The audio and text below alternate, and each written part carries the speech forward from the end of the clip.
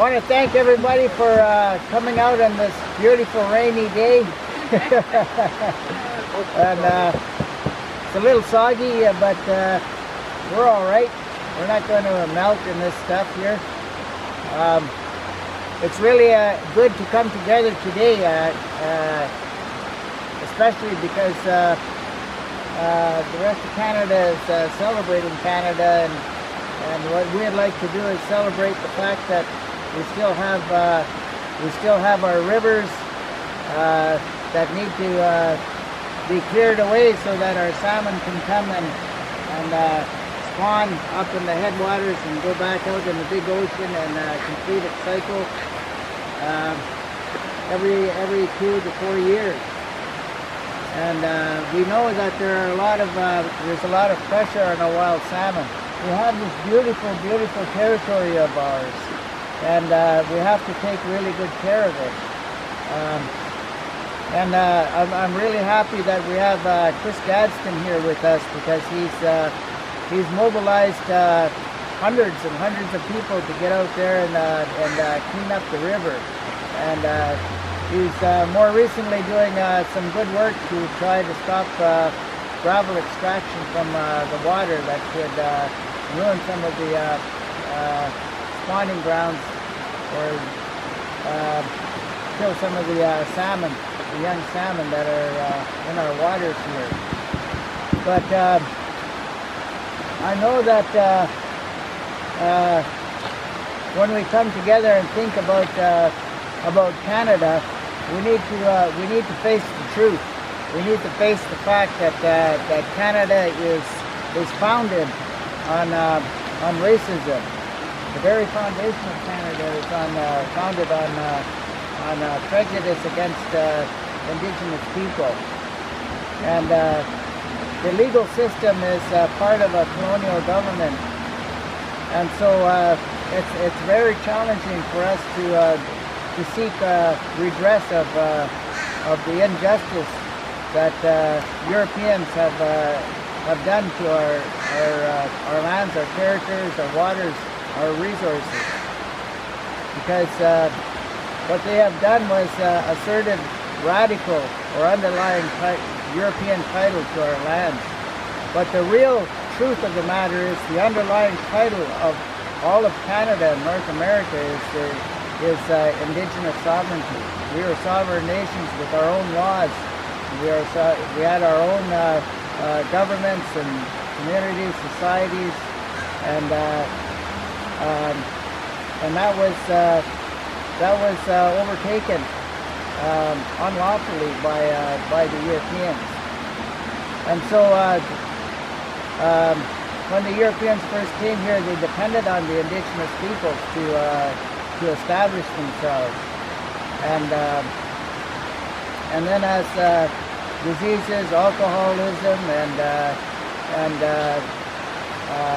outnumbering the Indigenous peoples across Turtle Island, we winded up being in a more compromised position, because they didn't need us anymore. They didn't need us to take over the territories. And so we tried to always establish a good relationship with the Europeans and others who came to our territory, and do it in a way that would allow us as Indigenous people to continue our way of life. And we're continuing to do this, as we are witnessing by the Wet'suwet'en people, as we are witnessing by the Tseil Waututh and Dzawada'enuxw. And now the Wewakam and Wewakai are now asserting, their need to get rid of fish farms in their territories, and that's based on Indigenous law. That's based on Indigenous rights and titles that are recognized internationally. The United Nations Declaration on the Rights of Indigenous People needs to be upheld. All the laws and regulations that are in tune with Indigenous laws have to be applied, and that means the precautionary principle. That means all the commissions that have been done, studies that have been done on what needs to take place to make sure that we have our salmon continue to survive. That's the Cone Commission. That's all the environmental studies that have been done by and all the different scientists that have really exposed the truth about the devastating impacts that irresponsible mining has, that the fish farms that are killing our salmon with diseases and sea lice and pollution. And now we have a pipeline that is we want to expand, and if they do that, it's going to intensify global warming, because you have to know where this bitumen is coming from. It's coming from northern Alberta, and the expansion of northern Alberta is killing the land there, and it's releasing all kinds of carbon into the atmosphere. And they want to load it onto ships and send it to China. And they're using rationale of China stopping their coal mining. They're saying we need to get bitumen over to China so we can stop that. But China has access to a lot of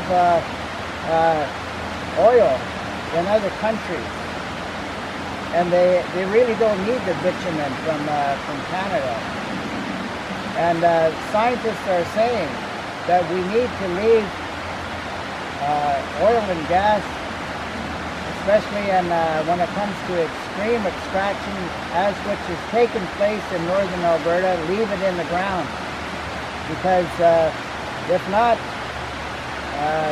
we've only begun to see the climate chaos that's carrying on. All the droughts and all the storms and all the rivers and waters that are warming, that are killing the ones that swim.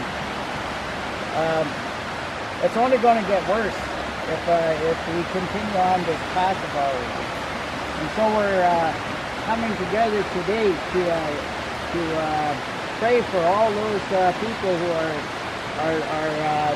land defending, water defending, defending our salmon, and defending a way of life. And it's in the best interest of everyone for us to come together and honor Indigenous justice and respect the United Nations Declaration, the true spirit of the United Nations Declaration on the Rights of Indigenous People. Because we as Indigenous people not only want our rights upheld and respected so that we can continue our way of life of ours, we also have a responsibility. And we have a responsibility to join with all the other people who are wanting to repair the damage that has been done by the industrial storm that has taken over the planet. The corporate power has really done a disservice to life on this only home we have in this universe.